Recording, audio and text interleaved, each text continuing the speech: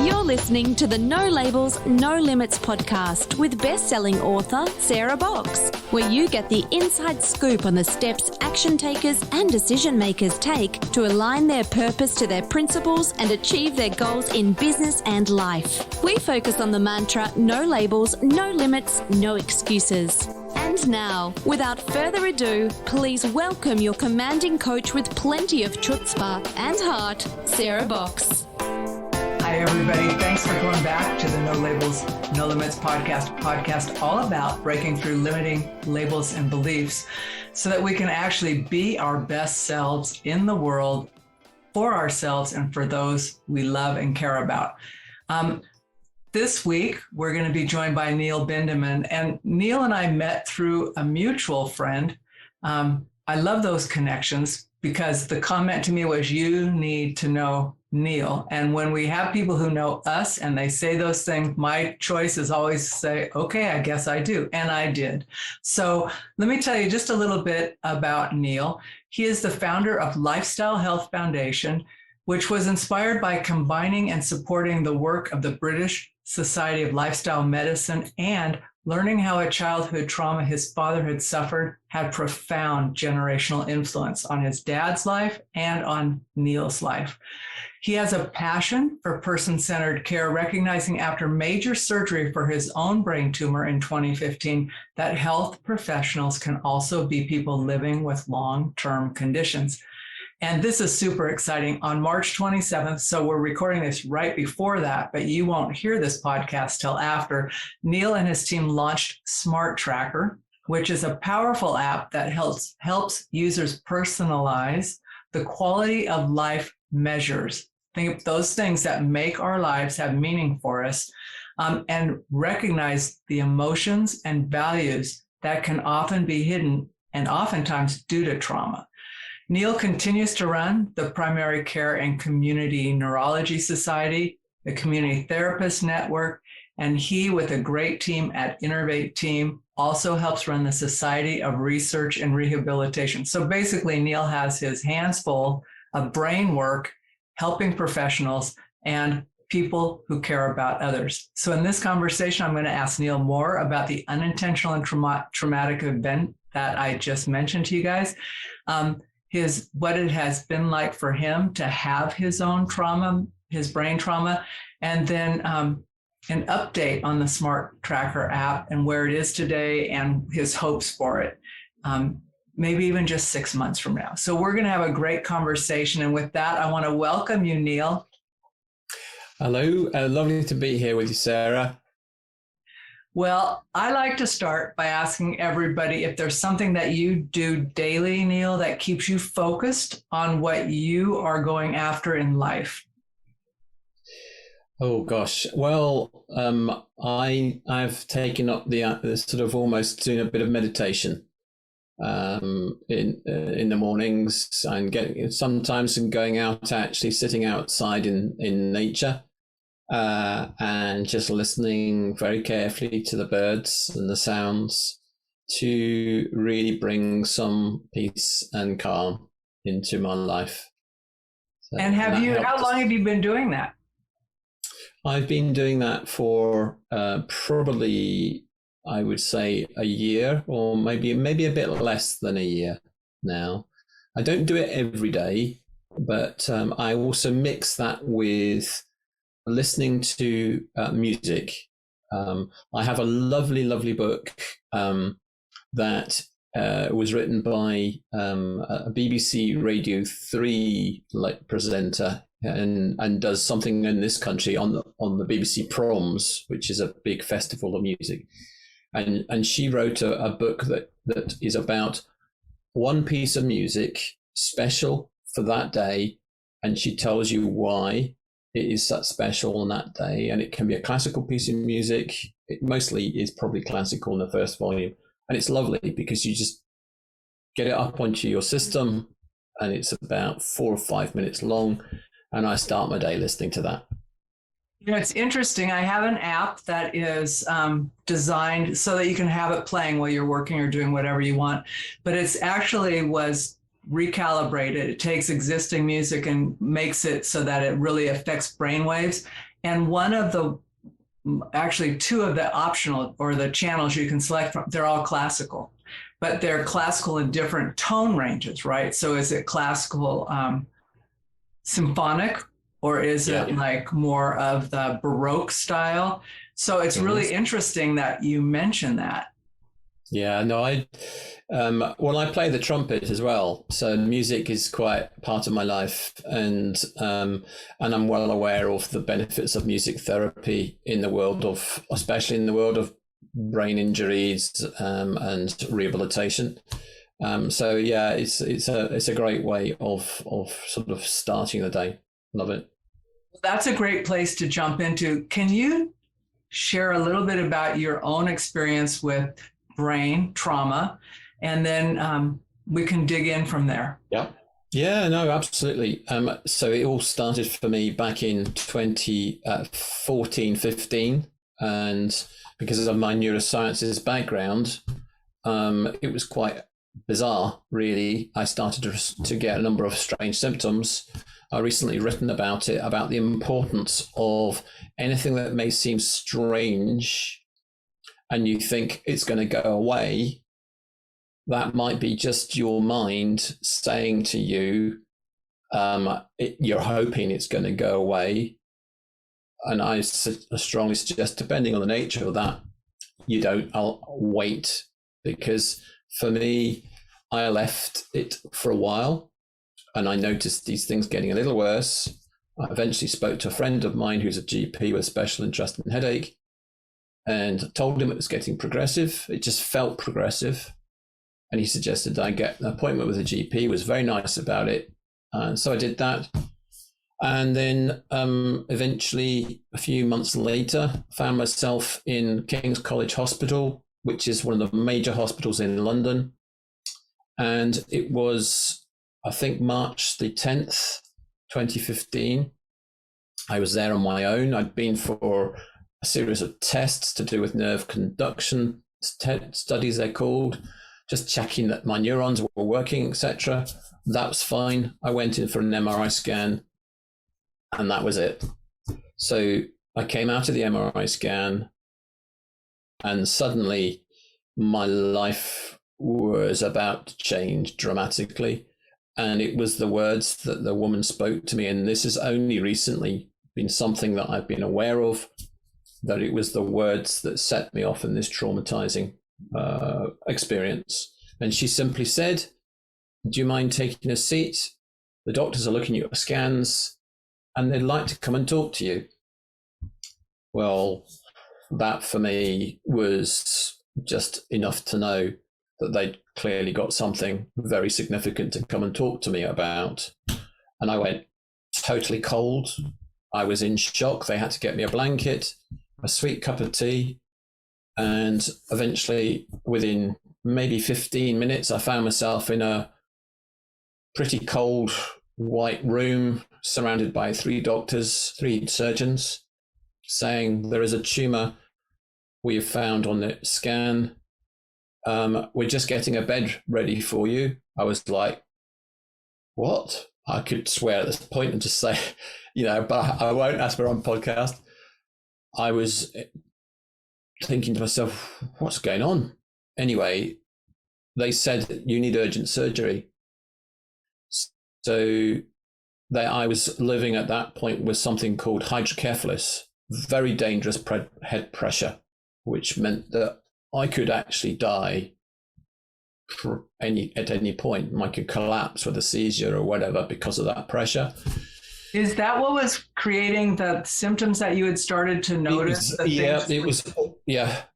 it was a blockage in the cerebral spinal fluid flow, because the tumor was right in the heart of my brain.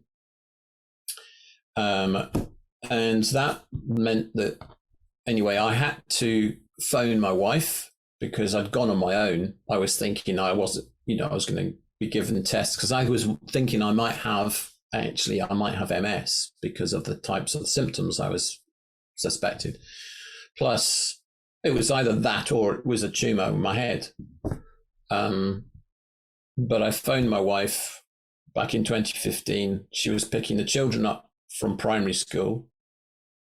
and I had to relay that I wasn't coming home. And even now, 7 years on, I'm quite emotional thinking that through now, because actually what happened there was, she said to me, it's actually, I can laugh about this now, but she said to me before I got a chance to say anything, "Can I just call you back? I'm just picking the children up." And I was like, what? I was about to say, what the F? Anyway, she called me back and I told her, and she dropped everything. She was there with me very quickly. And I love thinking back about aspects of what went on there, because before I had the surgery, my son and my daughter, who were quite small at that time, came in with her to see me before surgery. And bless him, Arthur, who's now 15, he was going to Scouts, and he said, Daddy, I've got to go now. I've got Scouts. Sorry, got to go. Sorry, I'll see you later. Children, they're wonderful, aren't they? They're just wonderful. So that just grounded me, and it was just great. Anyway, I had the surgery, and my life changed from then. Thankfully, I was operated on Friday, March the 13th. So it was a good day for me. And a week later, I was out of hospital living with a tumor on my pineal gland called a pineocytoma. So a growing tumor, not malignant, but a growing, very dangerous tumor, which continued to grow until 2018, which was that was to do with me going on a diet. So I went on to the ketogenic diet at that point.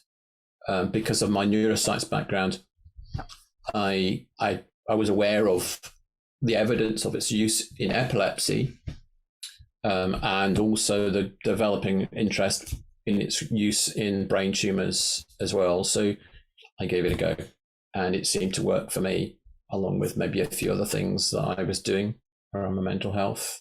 So yeah, and I'm here, thankfully, to tell the tale now.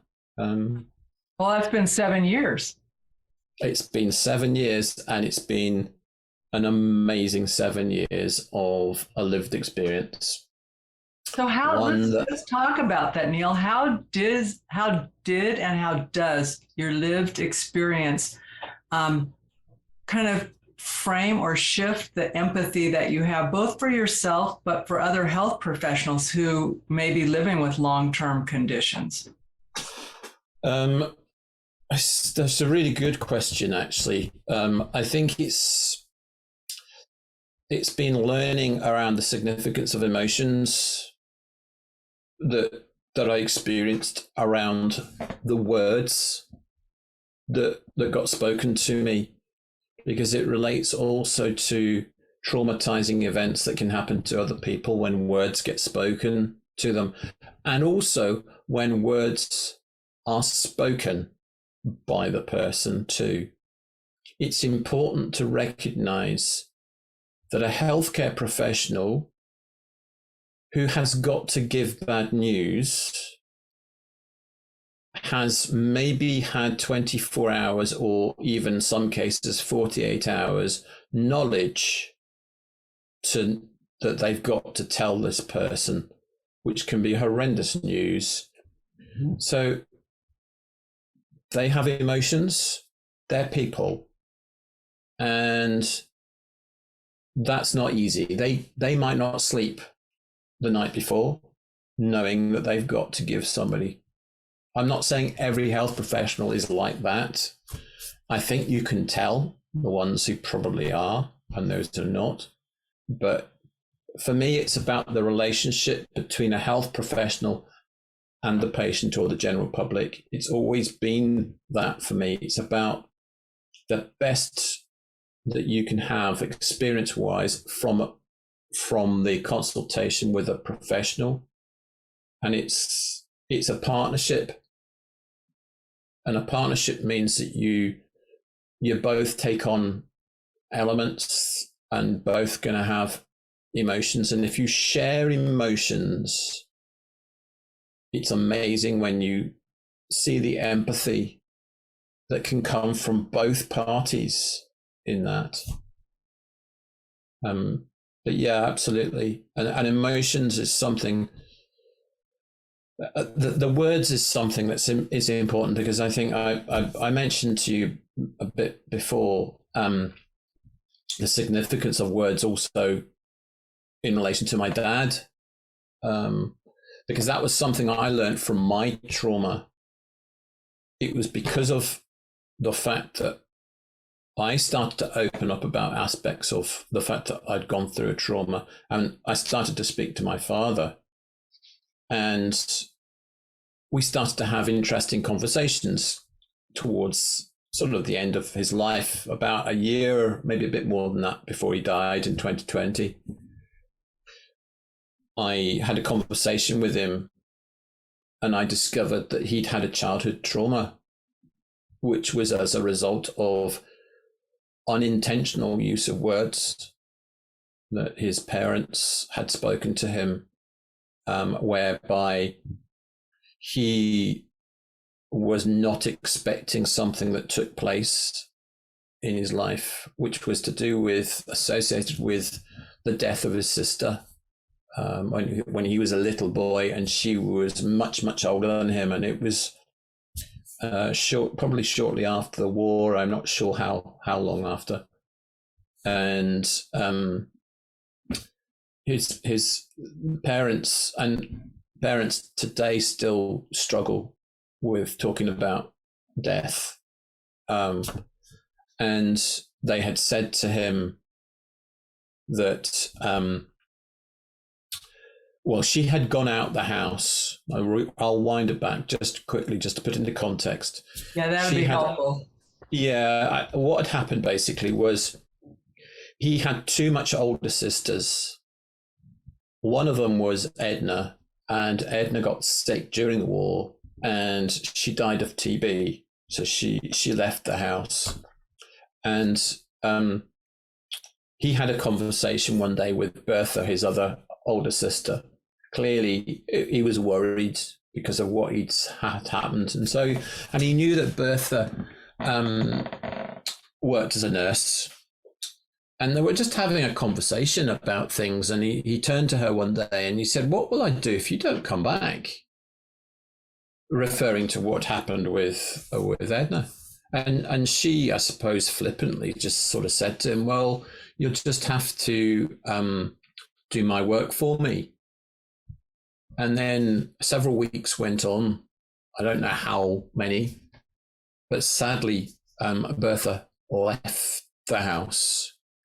And his parents said to him about maybe 10 days after she'd left the house, "You're going to see your sister in the church." And this is a little boy who hadn't seen his sister and was really excited. Thought, "I'm going to see her. I wonder how she's going to be. It'll be great." Well, when he was there, he turned up at the church. He did not expect the fact that she was going to be in a coffin. And that was it. That was the most traumatizing thing, I think, that a little child, well, one of the most traumatizing aspects that can happen. And as a result of that, it led him down a path of first becoming a minister, because he knew what his sister did, and actually went into the Salvation Army first and then became a minister. And then he became a psychologist, because ministry wasn't quite enough for what he wanted to do. And then he was a pioneer psychologist in Scotland. He was one of the first psychologists to work in a cancer ward. And so he was very much into that. And for me, you mentioned SmartTracker. Sorry, I'm actually quite emotional about this because that for me is me keeping a promise to my dad. I said to him within days, I think, of him dying, before he died, I said to him, Dad, I'll just have to carry on your work for you. And he turned to me and he said, oh no, I said to him, but I'll do it my way. And he just turned to me and he says, of course, I wouldn't expect anything different. And a little bit underneath all of this is the fact that my dad, he wasn't always the easiest man to live with. And that was because of his trauma. I learned so much about him. For me, he was a wonderful man in that later on in life. I didn't always think that, I'll be honest. There were times when, anyway, I eventually accepted, I think because I went through the trauma, I accepted this was a man who'd done what he'd done. He had delivered some amazing things. He'd done some fantastic things. And I wanted to carry on the work to do with quality of life. Let's go with that a bit, Neil. First of all, thank you for being vulnerable and sharing your feelings. I know personally and professionally that can be uncomfortable, but those are the parts of us that people hardly ever get to see, right? There are core motivations. They're what we get up in the morning for, whether we consciously know it or not. And I just find that being able to acknowledge that personally is freeing, right? Yes. And it's like, yes. That's just who it is and how it is. And that your dad and you had that coming together later in his life, and thankfully not so late in yours, especially since you're raising children and you have all this opportunity to impact all the rest of us. How great that happened to you. And I wonder, if not for your tumor, if that would have happened. I don't think so. And I've learned so much as a result of becoming what people say trauma informed.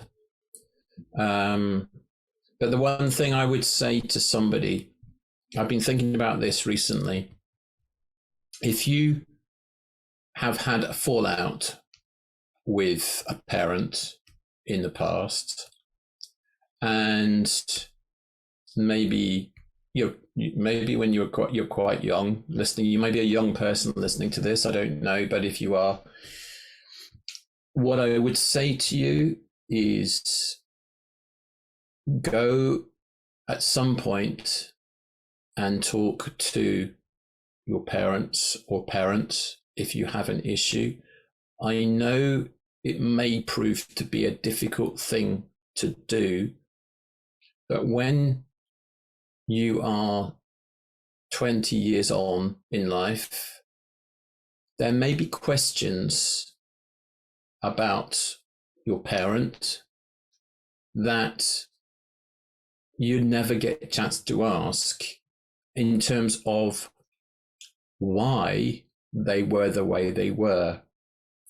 And then suddenly you realize you've never had that chance, and you will regret it if you don't do that, because you'll be disturbed by the fact that you didn't know. I fell out with my dad. I didn't speak to him for probably 2 years. And I am so glad. Both of you. I am so glad that we got back speaking, and I learned so much about him and realized that he had this trauma, which is why I do what I do. Let's talk more about your app. Are you good to switch gears here a little bit? Yes. So when I first learned about this was before it launched. It still hasn't, as of today, launched officially, although you've got your website, everything's good to go. What was exciting to me, even with limited information, Neil, is that how often it is sometimes when someone says, well, what's going on with you? And you don't necessarily have the words, or you don't have a gauge, or you're second guessing yourself about your own feelings, your emotions. And when you were describing SmartTracker, I started thinking, oh my goodness, for young kids who maybe have all this stuff going on, but they don't know how to communicate it to adults or vice versa, how powerful it could be there in coaching and healing from traumas where maybe speech hasn't regained or may never regain, and you can use a tracker, how powerful the impact of this is and can be. So would you just kind of give us a sense about it and how it works? Yeah, no, absolutely. Well, in a nutshell, really, it recognizes two major aspects of an individual's life that's different for each individual person. And that is your emotions, how you're feeling, and what's important to you in your life, as in your values, and enabling you to link the two together. So, for example, I'll use independence as one of the areas that I know very well. I took it for granted for such a long time until I'd had surgery, came out of that, couldn't drive. So suddenly my independence was really hit, and I felt it. And if somebody had asked me at that point, how was my current level of independence making me feel? I certainly would have felt shit, if I'm honest. And there would have been all sorts of emotions that I would have selected to put in that. Several years on, I'm now back driving, and if I was asked about those emotions now, I probably would only pick maybe one or two. The difference in that is independence became more important to me then, and so I was more emotional about it. Whereas if somebody had asked me at that point, maybe about my working life, for example, maybe I would have picked one or two emotion words associated. That would have said to me, and said to anybody looking at it, well, clearly you are more emotional about independence than you are about working life. So independence is probably more important to you than working life. Also, because emotions and values are very personal, for me, this is the first time we have a quality of life measure that recognizes these personal issues.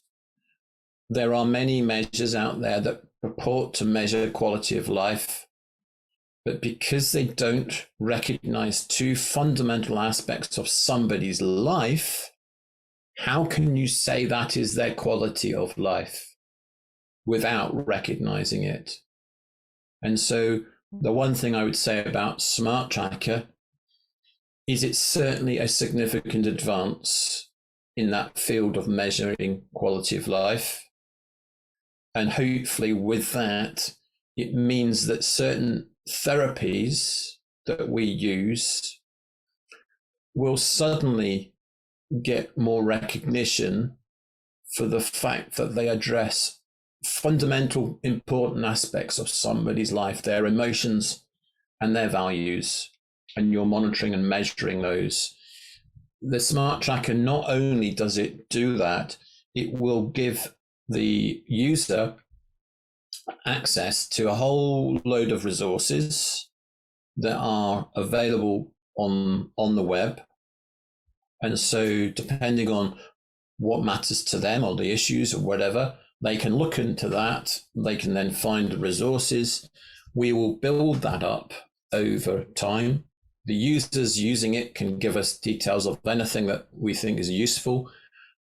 Anything that's not for profit would be put up there. That would be up there for free. There would be no charge for that. But for people who have got a profit-making business and they want to raise awareness of that through the SmartTracker, then we would have to look at that and come to some form of business arrangement around those. But and then in terms of other people who if a therapist or a medical practitioner, an allied health professional wants to use it as an independent practitioner, or they want to use it as part of an organization where there's several of them, then they get set up as a professional account. And there are two ways of using it. One is as an individual, and the other one is as a professional account. Really thought through the rollout of this, like how might certain people benefit, at the same time staying flexible that you can adapt to what you learn real time from users, it sounds like.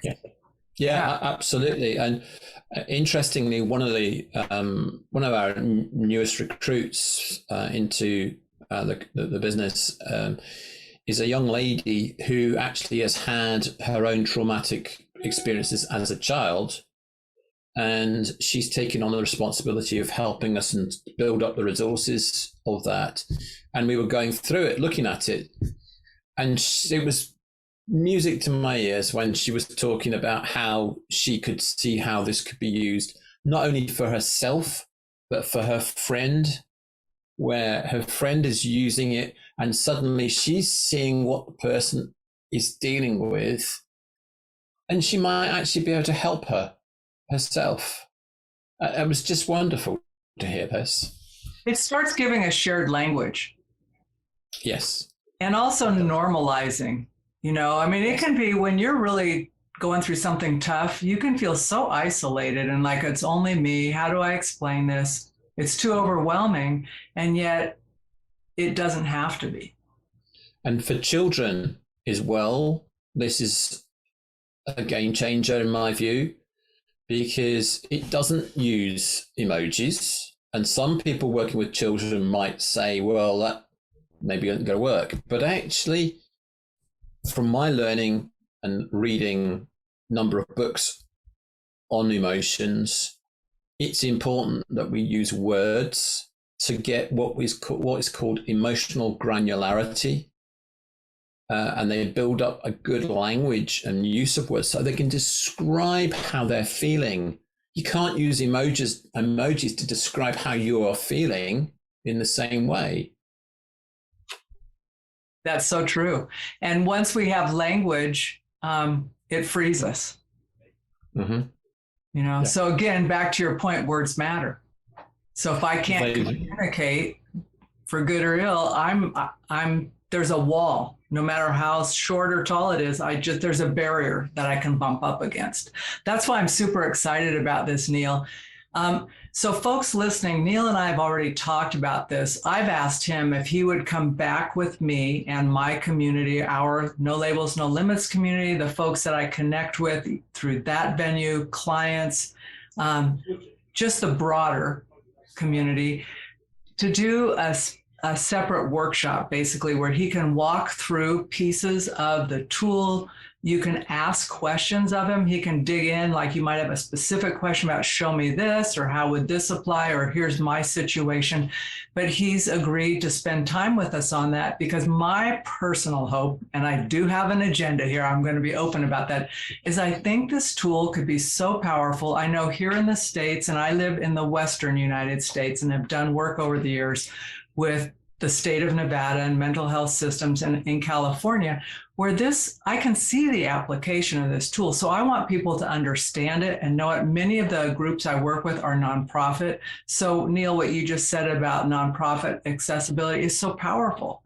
I think about the nonprofits who are working with moms and dads so they can better connect and raise their kids. I'm going, what a powerful tool.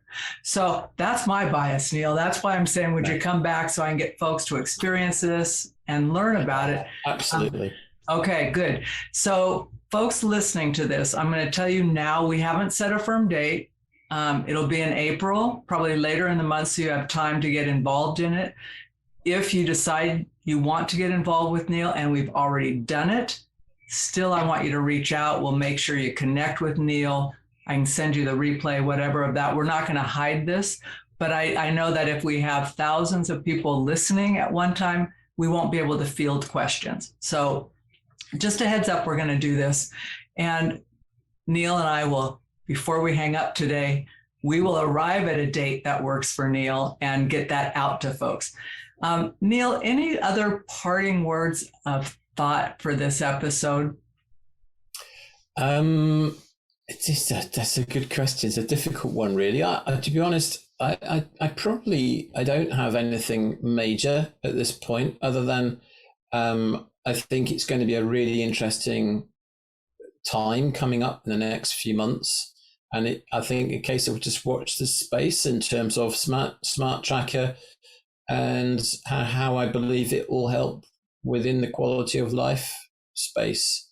And anybody who is interested in looking into that within the world of cancer, and which is where my dad worked, he had a lovely phrase for his website, one that only dawned on me as to how significant it was just the other day.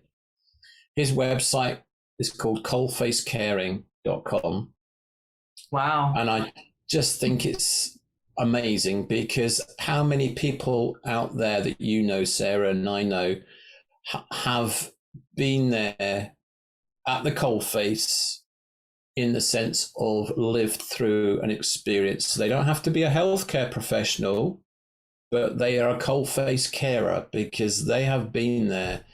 So I didn't get it. That was one of the things when you first put coalface caring out several years ago, I didn't get it, but I do now. So we'll leave it with that. We'll put a link to Coalface Caring in the show notes, Neil, along with SmartTracker for anybody listening. So you don't have to worry about it right now. Just go to the show notes. The hyperlink will be there. Reach out to me at sarah@sarahbox.com if you want to be included in the announcement when we do the behind the scenes with Neil. We'd love to have you part of that. And that email comes directly to me, so the team will be able to see it and we'll get you invited to that. Or we'll make Neil do an encore performance if necessary. So I'll bribe him. I'm not above that. So. Anyway, Neil, thanks so much again for being a guest on the No Labels, No Limits podcast. That's wonderful. Thank you, Sarah. You've been listening to the No Labels, No Limits podcast with best-selling author, change agent, and strategic vision coach, Sarah Box. You can grab the show notes and find out how to work with Sarah at sarahbox.com/No Labels, No Limits podcast. We'd love this podcast to reach as many people as possible. So please remember to rate, leave a 5-star review, and share the podcast with someone you think would get value from this conversation. Until next time, keep taking those daily action steps to align your purpose to your principles and achieve your goals in business and life.